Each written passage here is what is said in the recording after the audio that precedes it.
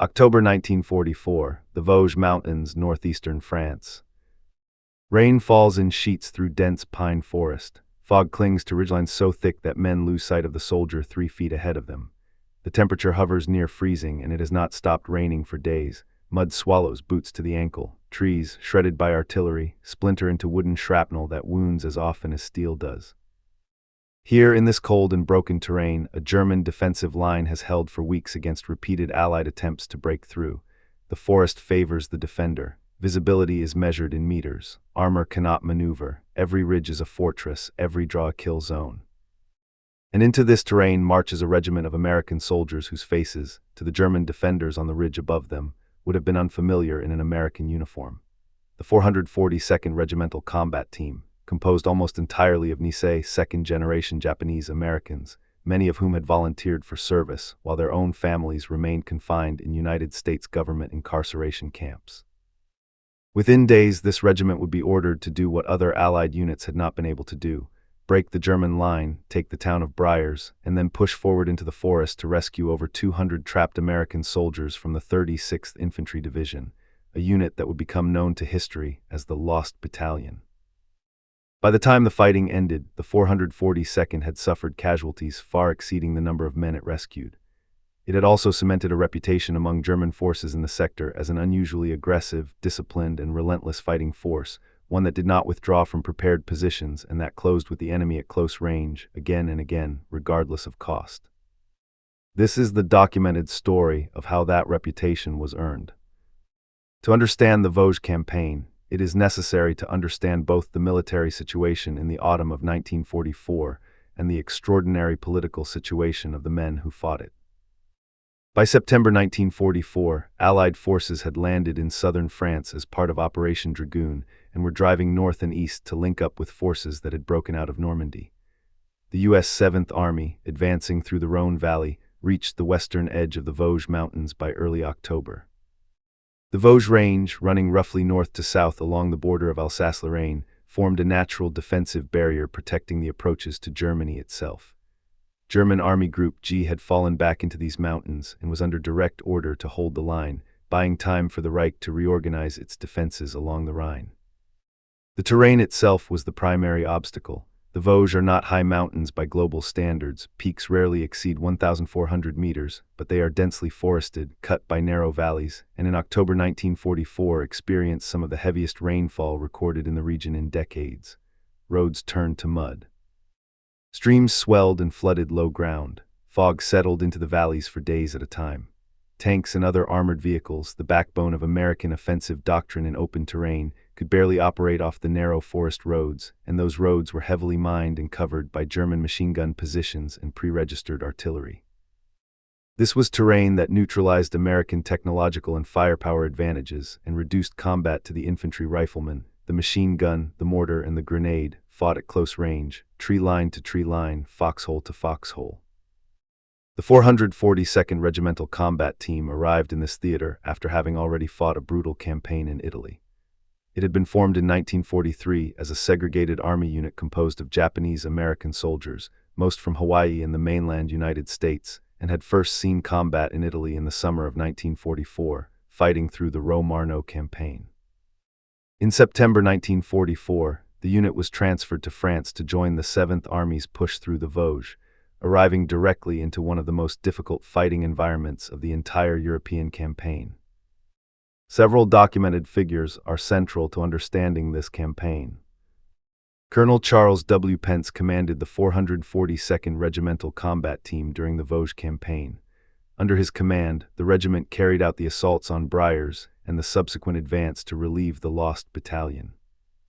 Lieutenant Colonel William O. Darby and other 7th Army staff officers had, by this point, watched the 442nd performance in Italy and increasingly relied on the unit for missions requiring sustained, close-quarters infantry assault against fortified positions. Major General John E. Dahlquist commanded the 36th Infantry Division, the parent division to which the 442nd was attached for the Vosges operation. It was Dahlquist who ordered the 1st Battalion of the 141st Infantry Regiment, part of his own 36th Division, a Texas National Guard unit, to push into the forest east of Briars. That battalion, roughly 275 men, became surrounded by German forces on high ground known as the Pocket, near the town of Bifontaine, cut off from resupply and reinforcement. Dahlquist then ordered the 442nd, already exhausted from days of fighting, to take Briars, to break through and rescue them. On the German side, defending forces belonged to elements of the German 19th Army, reinforced by units experienced in defensive mountain and forest warfare, including infantry and mountain troops who had extensive combat experience from the Eastern Front and elsewhere. German commanders in the sector had been ordered to hold the Vosges line at all costs, understanding that its collapse would open the route toward the Rhine and eventually into Germany itself. Among the Nice soldiers of the 442nd, individual names would later become well documented through unit records, after-action reports, and decades of subsequent research culminating in the unit's presidential unit citations. Soldiers such as Private First Class Barney Hajiro, who would later receive the Medal of Honor for actions in this same campaign near Briars, exemplified the close-range, aggressive infantry tactics that defined the unit's combat record, advancing alone against German machine gun positions under direct fire, an action documented in Army citation records decades later when his award was upgraded from the Distinguished Service Cross to the Medal of Honor in 2000. Before the 442nd was committed to the effort, other Allied units had already attempted to break through German positions in this sector of the Vosges and had suffered heavy losses without achieving a breakthrough. The town of Briars itself sat astride a critical road junction and rail line, making it a key objective for the 7th Army's advance. Elements of the 36th Infantry Division had engaged German forces around Briars in the days prior to the 442nd's arrival, encountering the same terrain difficulties that would challenge every unit in this campaign. Forested high ground on multiple sides of the town, each hill fortified with dug-in machine gun nests, mortar positions, and pre-registered artillery fire, all but invisible until a unit was already within close range. Documented histories of the campaign describe repeated efforts by American units to dislodge German defenders from these hills, labeled on military maps simply by their elevation numbers, with attacks stalling under sustained fire in difficult terrain. The hills surrounding Briars changed hands multiple times as German counterattacks retook ground that had been captured only hours before. It was this stalemate that the 442nd was ordered into on October 15, 1944, tasked with taking Briars and then clearing the surrounding high ground, a task that would require them to assault multiple fortified hills in succession under continuous rain and fog, exactly the conditions in which prior attempts had failed to hold their gains. The 442nd's approach to Briars and the surrounding hills was not defined by any single technological innovation. There was no new weapon or radical tactic being unveiled. Instead, the documented breakthrough was tactical and human, a demonstrated willingness to conduct sustained, disciplined, close-range infantry assaults against fortified positions, hill by hill, without withdrawing, even as casualties mounted. The regiment entered Briars on October 15, 1944, and by October 18 had fought through the town itself and begun clearing the 4 hills that dominated the surrounding terrain, each defended by German infantry in prepared positions with interlocking fields of fire. Fighting was often at extremely close range, accounts describe engagements at distances of only a few meters, where the density of the forest meant that opposing soldiers frequently did not see each other until they were nearly on top of one another. Under these conditions, the initiative and aggression of small units, squads, and platoons making independent decisions to press forward rather than wait for orders became decisive. This is the tactical pattern that produced the reputation described in German assessments of the unit, noted by American intelligence at the time and referenced in post-war unit histories. An infantry force that closed rather than held back, that continued attacking through casualties that would have caused other units to withdraw and regroup, and that displayed unusual cohesion under artillery and mortar fire that scattered less experienced formations. By October 19, Briars and its surrounding hills had been secured, but the regiment, having taken significant casualties and with almost no rest, was then ordered directly into the next and most costly phase of the campaign, the rescue of the lost battalion. The validation of the 442nd's fighting capability in this campaign is documented not through any single trial or test, but through the operational decision by General Dahlquist to commit the already depleted regiment to the single most demanding mission of the entire Vosges campaign, relieving his own trapped battalion.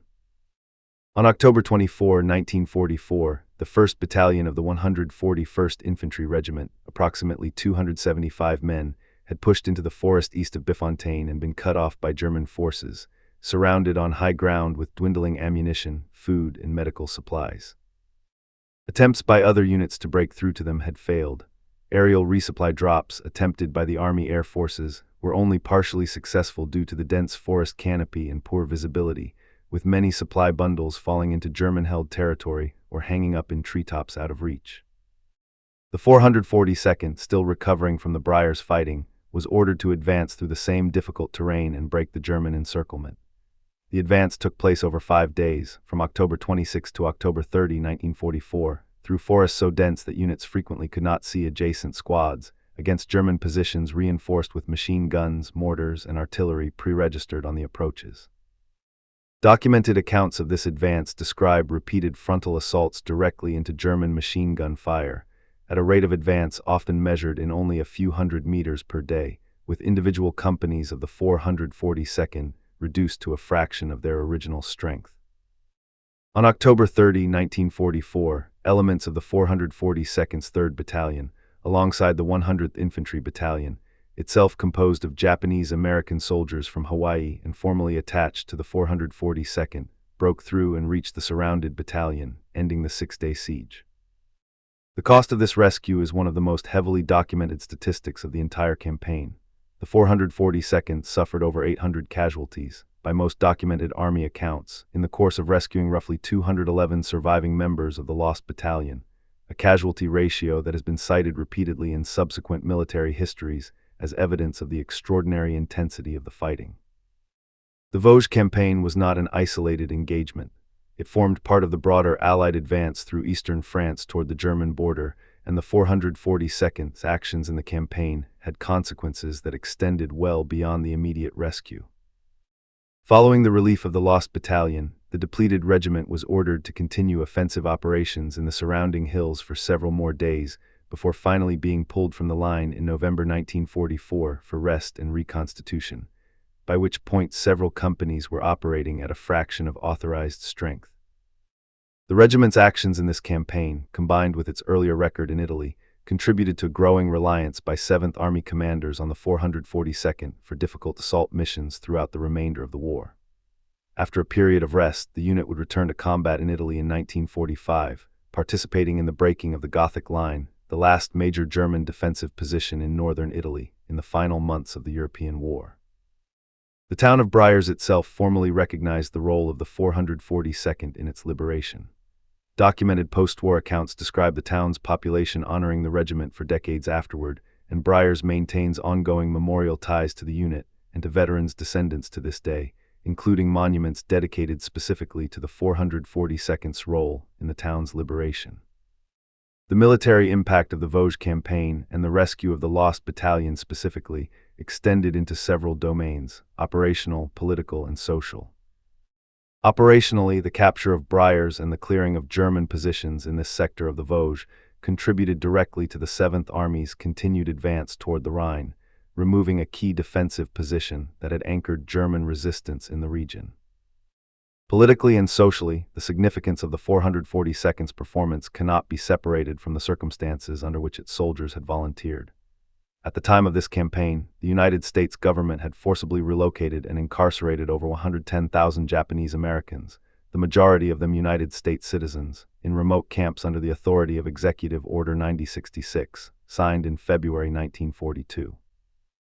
Many soldiers of the 442nd had volunteered for military service directly from these camps, or had family members who remained incarcerated while they fought in France. This context, men fighting for a country that had stripped their own families of basic civil liberties, is documented extensively in post-war Army records, oral histories collected by the U.S. Army Center of Military History, and subsequent congressional review of the unit's service record. The 442nd Regimental Combat Team, including its attached 100th Infantry Battalion, became, by the end of the war, one of the most highly decorated units for its size and length of service in the history of the United States Army, a record built substantially on the fighting documented in the Vosges Mountains in October 1944. The legacy of the 442nd service in the Vosges extended for decades after the war, through a combination of formal military recognition, ongoing historical research, and continued commemorative ties between the unit's veterans and the town of Briers. In the years following the war, questions were raised by historians and veterans advocates about whether the extraordinary valor of Nisei soldiers had been fully recognized at the time, given the broader climate of discrimination against Japanese Americans during and after the war. This led to a formal U.S. Army review of the unit's combat records in the 1990s, examining Distinguished Service Cross recipients from the 442nd and related units to determine whether any actions merited an upgrade to the Medal of Honor, the nation's highest award for valor. That review resulted in President Bill Clinton awarding the Medal of Honor to 22 Asian American veterans of World War II in the year 2000, the majority of them Nisei soldiers of the 442nd Regimental Combat Team and 100th Infantry Battalion, many of the actions cited having taken place during the Vosges Mountains campaign, including at Briars and in the advance to relieve the lost battalion. Most of these medals of honor were awarded posthumously, decades after the actions they recognized. In 2010, the United States Congress awarded the Congressional Gold Medal collectively to the 442nd Regimental Combat Team, the 100th Infantry Battalion, and the Military Intelligence Service, recognizing their World War II service. The ceremony and subsequent commemorations specifically referenced the unit's actions in France, including the Vosges campaign, as central to the case for this recognition. The town of Briars continues to hold commemorative events tied to its liberation by the 442nd, and the relationship between the town and descendants of the unit's veterans has been documented in subsequent historical and cultural accounts, including formal sister city and memorial exchange programs established in the decades following the war. In October 1944, the Vosges Mountains presented a defensive problem that had already stalled multiple Allied attempts: dense forest, flooded terrain, fog that erased visibility, and a well-prepared German defense that neutralized American advantages in armor and air power. The 442nd Regimental Combat Team did not solve this problem through new technology or tactical innovation in the conventional sense. It solved it through documented, sustained close-quarters infantry combat, taking Briars, clearing its surrounding hills, and then advancing for 5 days through some of the most difficult fighting conditions of the European campaign to rescue over 200 trapped American soldiers, at a cost of more than 800 of their own casualties. The German forces who faced the 442nd in these forests encountered a regiment that did not withdraw from contact, that pressed attacks at close range regardless of losses, and that repeatedly closed the distance rather than settle into prolonged exchanges of fire from a distance, a pattern documented consistently across the unit's after-action reports from this campaign. That reputation, earned in the mud and fog of the Vosges by men whose own families remained behind barbed wire in their own country, remains documented today in Army records, in the decorations later awarded to its soldiers, and in the memorials that still stand in Briars, France, a small town in the Vosges Mountains that has not forgotten who liberated it or at what cost.